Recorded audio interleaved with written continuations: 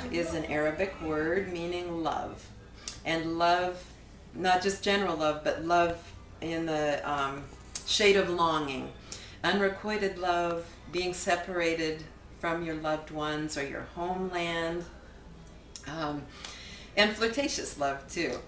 And Sevdah is the musical genre of old Bosnia and Herzegovina. It was birthed in the homes of merchants and governors, Muslim merchants and governors.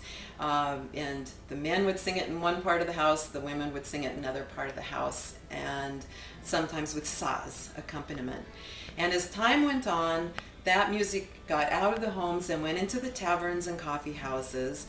Then, with the advent of the recording industry, radio, television, it just exploded.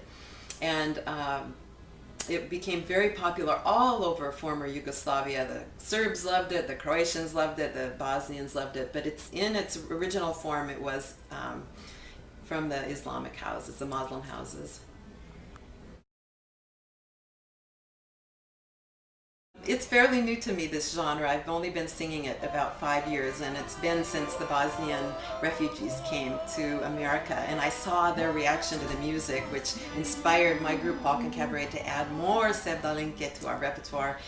And at one point I was singing in Spokane, Washington, and one woman stood up in the audience, and she was from Mostar, and she had scars from shrapnel all down her arms, and she stood like this in the audience just weeping.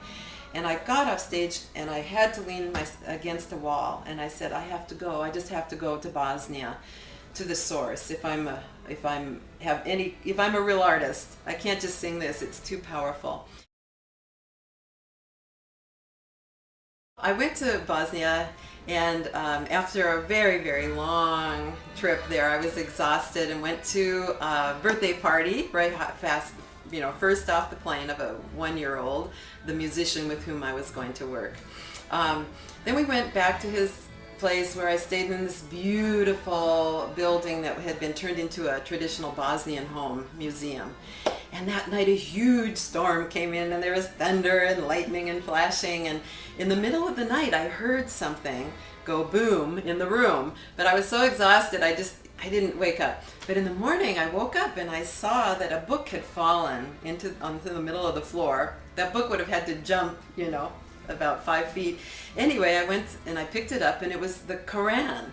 The Quran had fallen in the middle of the floor, and I took it down to the home of the family with whom I was staying, and I showed them, and they said, oh my God, it had opened to the page that said, you are on the right path. I think that music has a healing power, especially people who are going through hard times, especially children who are going through hard times. I think that it can give, as it did in my life, it can provide the ground under your feet, and it's always there. Like my music theory teacher at the University of Washington, Ken Benshoff, told me, there's always this radio playing in your brain, and you can just turn it on, and there's always music there.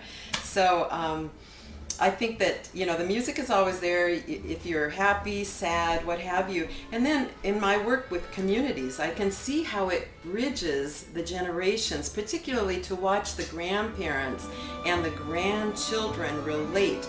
For instance, if there's a folklore ensemble in the Bosnian community, like we have in Seattle and many cities, the teenagers are learning how to dance, and they might sing. And then to see the look on the elders' faces, it just is so healthy for the community. Then, the Bosnians came over here about 15 years ago from the war of Yugoslavia as war refugees, and a lot of kids came over as little children or have been born here. So this music provides a great bridge.